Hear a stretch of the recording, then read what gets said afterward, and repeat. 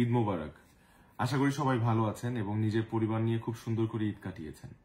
এই ঈদে আমার বেশ কিছু নাটক রিলিজ পেয়েছে এবং প্রথম দিন থেকেই খুব ভালো ভালো রেসপন্স পাচ্ছিলাম আপনাদের।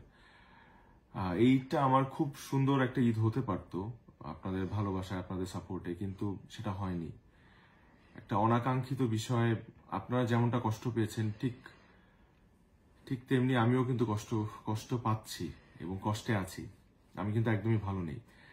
সো আপনারা এটা বুঝতেই পারছেন, কারণ আমাকে অনেকেই আমার শুভাকাঙ্ক্ষীরা মেসেজ পাঠিয়েছে এবং সাপোর্ট দেওয়ার চেষ্টা করছে। হয়তো আমার মানসিক অবস্থার কথা তারা বুঝতে পারছে। এই কারণে আমার মনে হয়েছে আপনাদের সাথে কিছু কথা বলার দরকার।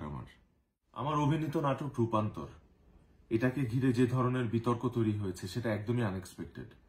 এই নাটকের মাধ্যমে আমরা কারো ধর্মীয় অনুভূতিকে আঘাত করা বা অন্য কোনো উদ্দেশ্য আমাদের নেই। আমি নিজেও একটা মুসলিম পরিবারের ছেলে, তো আমি জানি আমি কতটা ধর্মকে বিশ্বাস করি, আল্লাহকে কতটা শ্রদ্ধা করি। তো এই নাটকের মাধ্যমে আমরা কোনো কিছু নর্মালাইজ করা বা কোনো কিছু স্ট্যাবলিশ করা বা প্রমোট করা, এরকম কোনো উদ্দেশ্যই আমাদের ছিল না।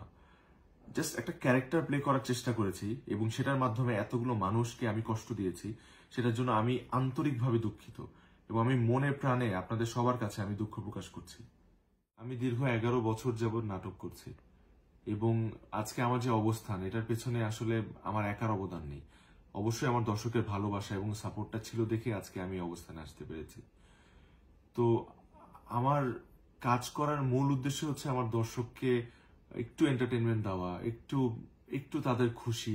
এই কারণে আসলে এত কষ্ট করি আমি।